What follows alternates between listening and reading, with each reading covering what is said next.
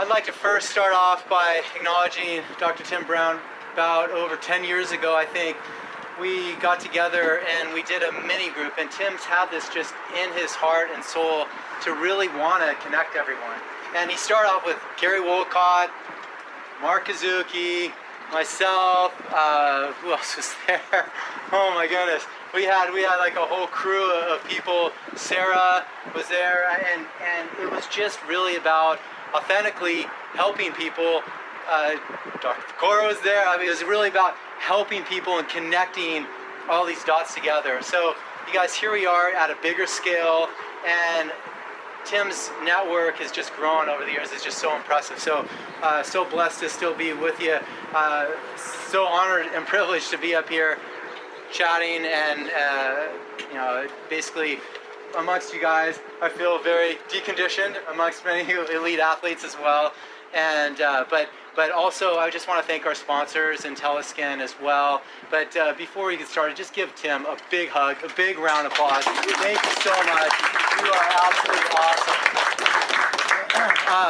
I know there's some goodie bags up there, and I have one of my colleagues put some turmeric in it, sells it on Amazon, does really well. It's fantastic. It's one of the primary inflammatory defense levels. There's Dr. Howard Cohn Health Institute in Costa Mesa. Also has some samples of his 7.2 product, which is Recovery, which has hydrogen in it, one of the most missed elements out there. So I know he's going to make sure everyone gets a sample of that. And Dr. Cohn's my partner in Go Beyond Summit.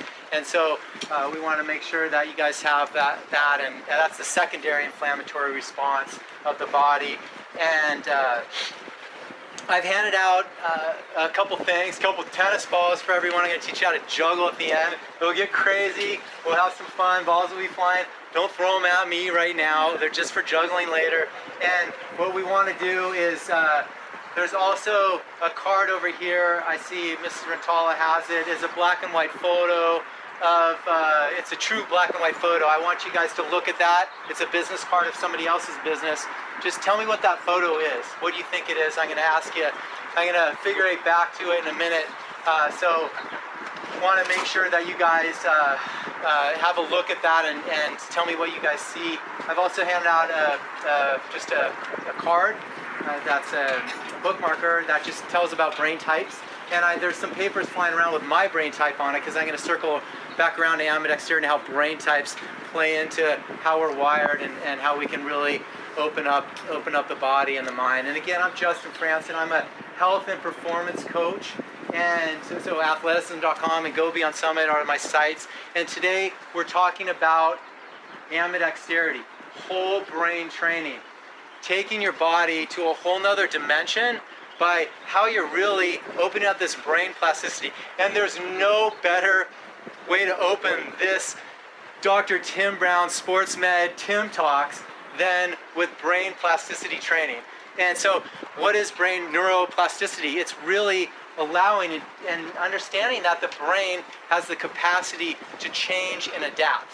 And so we're going to show you how we do it and how we've done it for about 20 years with our athletes, or more actually, with my mentor, and opening up these athletes and developing more pathways from the brain to the body. And this is something that's super special with athleticism. We've been able to really see all different athletes. It doesn't matter what sport they're in. It doesn't matter if they're corporate. We can really start to work with rhythms and coordinations and cross-crawl motions. And it's not just stretching and strengthening on just one side or the other side. There's so much more to it. You have to work with the eyes. You have to stabilize both sides. You have to develop all these different, cross-crawl patterns and really, hone in on these athletes. And so part of our program over the years is what we've really worked on is tying in with getting the athletes to connect to a flow. And everyone calls it possibly like getting in the zone. And what I like to call it is this is universal rhythm. You're really finding a universal rhythm within the athlete and connect to that infinite flow, which is a figure eight, which ties into all the movements that we do. We're not doing linear movements with these guys. We're working with athletes and individuals that far surpass linear movement. So, we're talking about doing each exercise forwards, backwards, lateral, change of direction, semicircles, figure eights. You're connecting these athletes to a whole different level, and it's not linear at all in any way, shape, or form.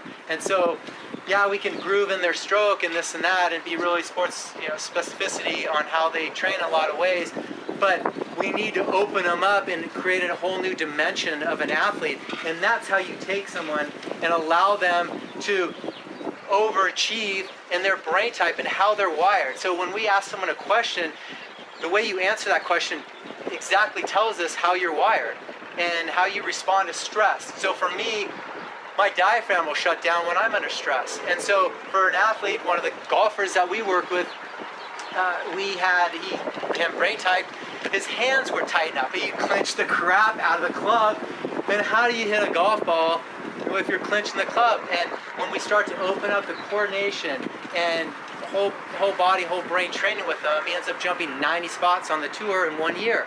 And teach him these subtle things like, hey, soften your hands, relax your hands when you're out there. Combined with great doctor, great sport coach, you have this complete package that you're offering for an athlete, and the results are absolutely unbelievable. So how do you actually develop ambidexterity? Well, there's so many different ways. You can play both sides of your sport, right-handed, left-handed, throwing right, throwing left, kicking right, kicking left, riding opposite-handed. Yeah, the list just goes on and on. Stepping up a step with your opposite foot first. I mean, all these things are ambidexterity. Crossing your arms, crossing them the other way, crossing your legs. I mean, we can just go on and on. I like to swim, so bilateral breathing, working both sides. But then when you hit the wall to do a flip turn, most guys that are right-handed are going to turn to the right. They're going to roll to the right. So swim, flip, hit that wall, and roll to the left. See how that feels. You'll probably end up scraping your chin on the ground because you'll be so disoriented. I mean, this is how we start to take ourselves out of our coordination comfort zone and strategically stress our body appropriately to make neuroplasticity gains, connecting more pathways from the brain to the body and developing whole brain individuals. And it's never too late to do it, and it can facilitate with anybody in any activity that they're choosing to really explode in.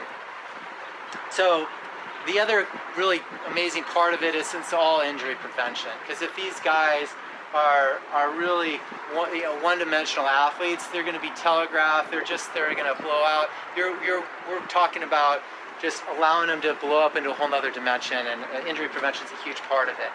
Now, Jonathan Niednagel is the guy who wrote the book, some of the literature that's out there on brain typing. He's a brain expert, braintypes.com, and he became famous years ago when Peyton Manning and Ryan Leaf were coming out, got drafted both first round.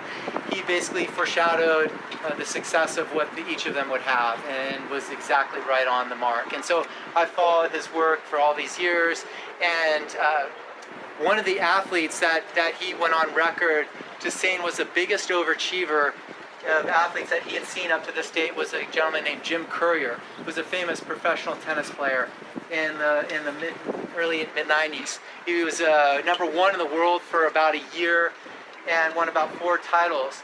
And he was training athleticism and whole brain training when he went to 25 to 1 in the world.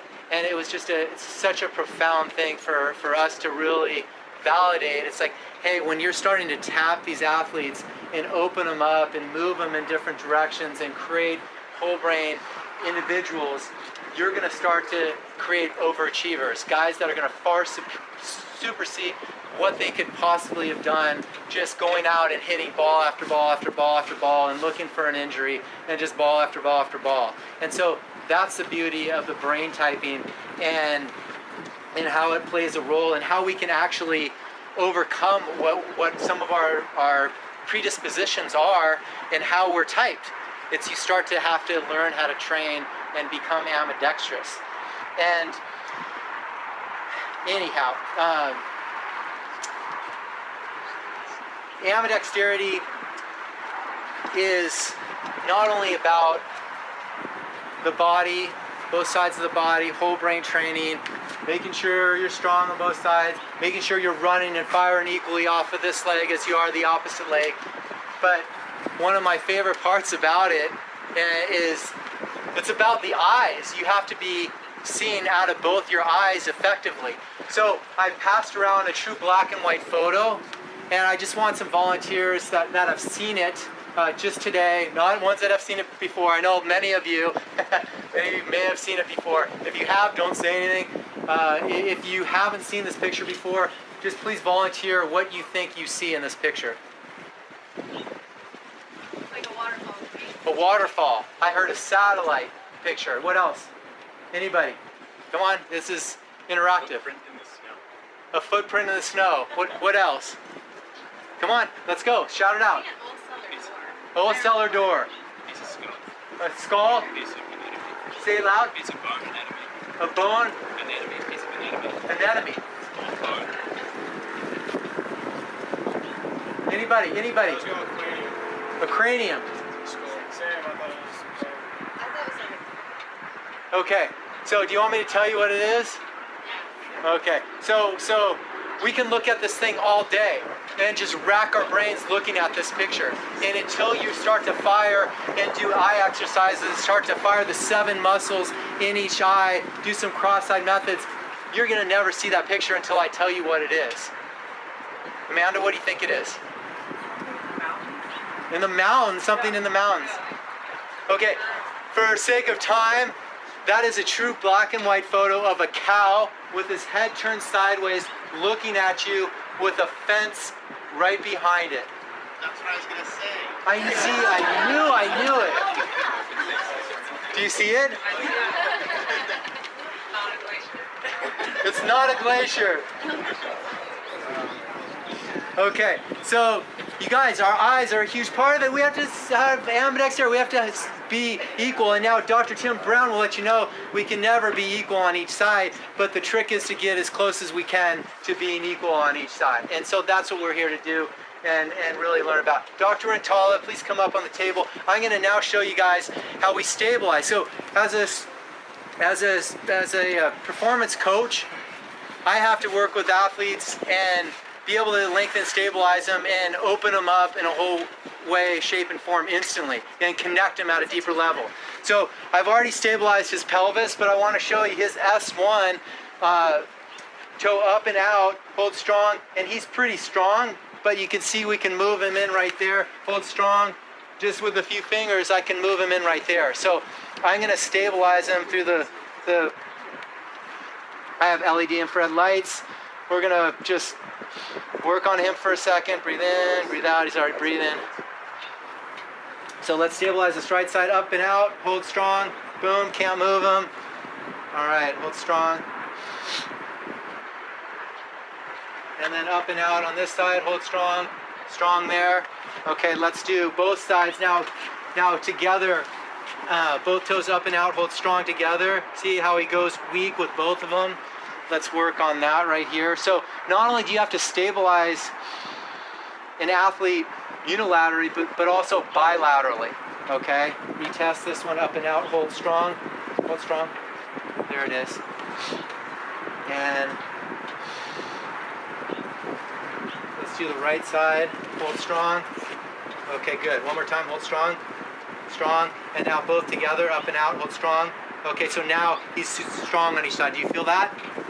So the dim switch has turned up. So this is nerve work we're doing and stabilizing these athletes. And so, you know, with the body and anterior, posterior, proneus, these are areas that are so crucial for the athletes to be firing on all cylinders, because that's where they get the speed and jumping, and just so much force production comes out of that area. And so for us, ambidexterity is all that combined. It's opening up pathways from the brain to the body.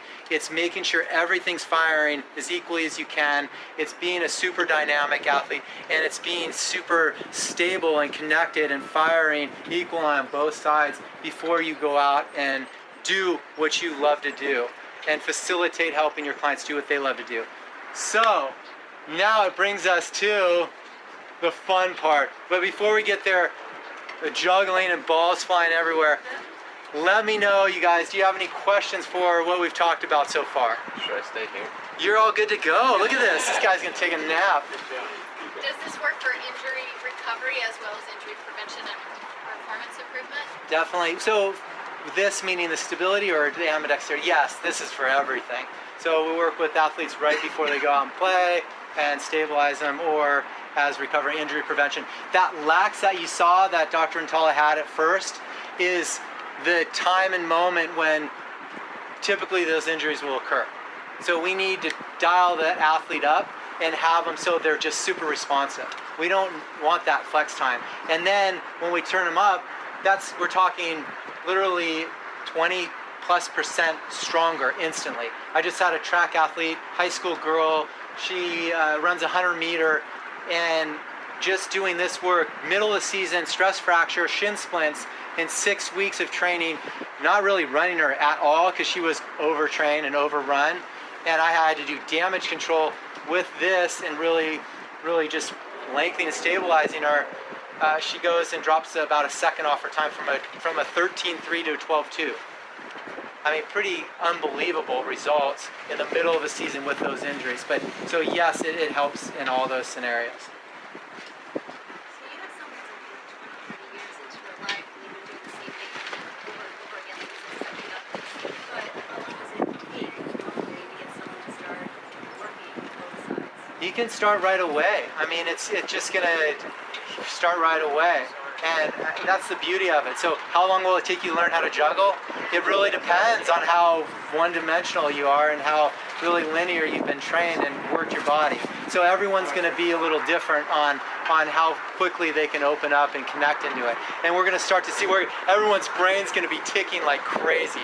I mean, you'll start to see it. It's super tangible. That's the thing about ambidexterity, is it's so tangible for me to see, you know, how effective it is, and when you're working with someone and where their weak links are, because you're only as strong as your weakest link. Anybody else? Questions? All right. Let's play and juggle. Everyone stand up for me. Spread out. So, we all have 2 balls, I think. Go ahead and put one of them on the ground. Now, we're going to pretend there's an imaginary box, you guys. Imaginary box in front of us. It's imaginary. Okay, so we're going to throw this ball from the right hand, and it's going to hit that top of the box and land in the opposite hand. Just start in the right hand, everybody, for purposes of making it easy. So we're going to go up to the other hand. This is a no passing zone. Newport Beach Police, they write tickets all the time. We're no passing zone. Okay, we're throwing the ball up to the other side. These ones good to go? I'm gonna need them for a sec. Yeah. And so throwing the ball up. You guys all get that? Hey, this is a no passing zone. You can't pass it back to the other hand. You have to take it from the left hand, throw it back up to the right hand. Oh. There you go. It's going up to the other side. Up to the other side. You guys got that? Okay, good. Now let's grab our second ball. Now, when this first ball hits the top of that imaginary box, you're going to release the second ball up and under it to the other hand. They both go up and under. Up and under.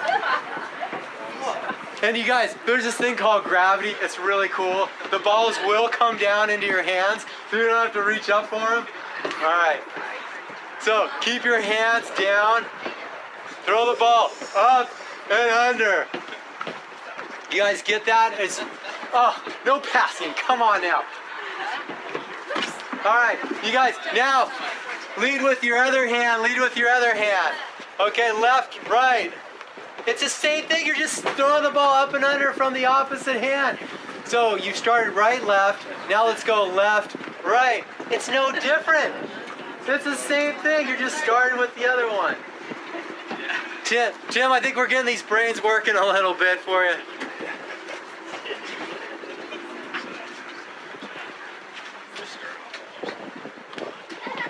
How are we doing, everybody? Nailing it. Having fun yet? You got it? I got a thing in the circle here. We got a few show-offs over here. All right, so next step is to actually, and I don't have enough for everyone, so maybe you can share with your neighbor, but we're gonna start with 2 balls in the right hand. Show me how you got that 2 balls in the right hand.